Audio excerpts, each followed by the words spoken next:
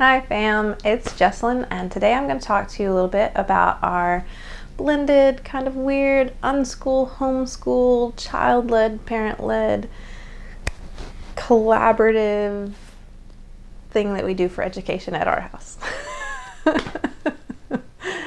So here we go.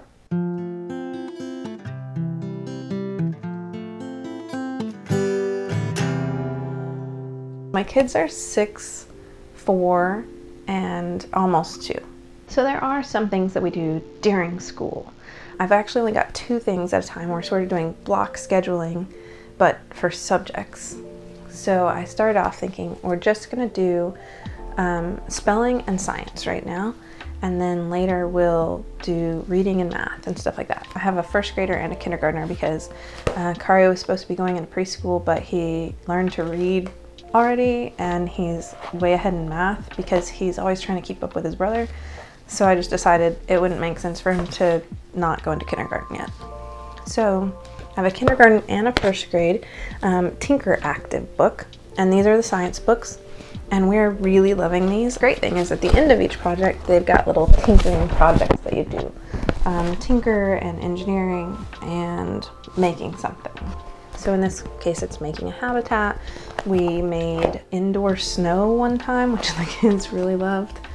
I like them because I generally have the materials, and if I don't have the exact materials they asked for, I have something else I can use for that kind of thing. So I don't have to buy stuff and I don't have to plan ahead and get things out, and there's not a lot of cleanup. It's super easy for me. But they learn things. So a lot of times I don't even gather materials. I just say, go look around in the kitchen living room area and find what you can to do whatever they've asked us to do. To build a skeleton or build a nest and put some eggs in it and then show us how you'd protect them. The other thing we're doing these Minecraft books for spelling and stuff. And honestly, my kids are super into Minecraft right now. They just like building stuff. And so I wanted to incorporate that into what we were learning because I knew that that would make them excited. And so I just found these little workbooks online and decided to get one and see how we liked it, and they love them. Then Kari goes through worksheets really fast because those worksheets aren't his grade, so I'm not expecting him to be doing the writing. So he wants to have something to do while Tuka's doing that. So I have these handwriting Without Tears book that I got for him that is like a pre-handwriting page. I want to get him into the handwriting because he doesn't know the order of operations for his letters, but he keeps trying to write letters because Tuka's writing letters. And so I want to help him out with that, but I felt like his penmanship probably could use some of this pre-writing skills. So it does have letters in it, but it's also got just practicing practicing making clear lines and so forth. And he really gets into to coloring on this as well, but then his sister colors over it. So like, he did bee boots and then got really into coloring the boots, whereas Tuka would never do that. He would write the bees and move on as fast as he could. So another thing I love about homeschool is that it adapts to each person individually, and I really like that. So Kari did start learning to read last year because he wanted to, and are taking it pretty slowly because he is only 4. So we're about halfway through this book, and the lessons just kind of got long for him, and I noticed he didn't really want to do them anymore, so I stopped pushing that, and we'll come back to it when he's a little bit more ready to sit down, more eager for that. But in the meantime, we're just reading these little Usborne very first reading books. They're part of my first reading library. Yeah, you can see that. My first reading library. And so he's not quite halfway through these books, but he reads a few pages a day. And I don't try to make him do a whole book at a time because I've realized he likes reading and he's good at it, but having him sit and read for very long, he just doesn't look forward to it. So that's it. And actually now that sounds like a lot. We don't do all of these things every day. I try to do 4 days a week, but lately the kids have been asking to do school on our days off, so we just do it. And I aim for about 30 minutes of school in the morning, but sometimes they just get really into it and we do an hour or an hour and a half. But that's only if they're driven to do that. Usually they're sort of pushing me to do it. Come on, can we do another spelling page? Like, I guess. Why not?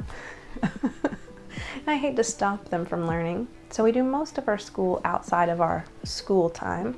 My kids hate being in the car. I think because they're very active children, maybe ADHD, they have a hard time being strapped in and like stuck in a small space. Even if they take stuff with them, it's usually not that great for entertaining them. And so to keep them from whining the whole time we're in the car, we've come up with games to play. And so that could be anything from kind of like an I Spy game where we're learning colors, like I spy something green. Oh, is it the trees? Yes. To name animals that begin with the letter A, and then everybody names one. Then we name animals that begin with the letter B, and then everybody names one, and so forth. So that's kind of more of our letter games. We do a lot of math in the car. They came up with a game where I give them an equation, and if that person gets it right, then I give them a second equation, and then whether they get it right or not, then the other person gets to go. So they love to play it, and I like it because I can give it to them at their own level. So with Kari, I can be asking, what's 5 plus 5, where with Tuka, I can say, what's 32 plus 15. We do have a little school time where we do some workbooks and some like guided activities, but for the most part, our days kind of just consist of play and reading and games and togetherness and following their curiosity.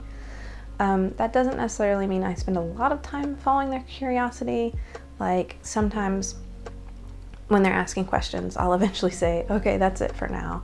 Let's look this up later, or I'll get a book about it because I do get tired of the questions sometimes, or I have other things I need to do.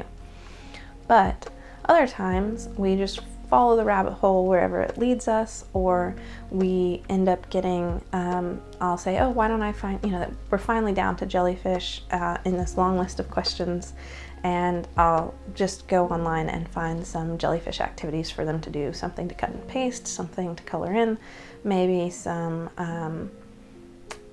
color by number, or some kind of secret code or whatever. Just find some appropriately aged worksheets online, or maybe even just a craft. Like, let's figure out how we can make jellyfish with some of the stuff that we have, and I'll let them make a jellyfish, and then I can kind of walk away for a little bit and do the dishes or whatever, take a breath and have the questions stopped while they're still learning. So yeah, that's what we do. Thanks so much for watching, and we'll see y'all soon.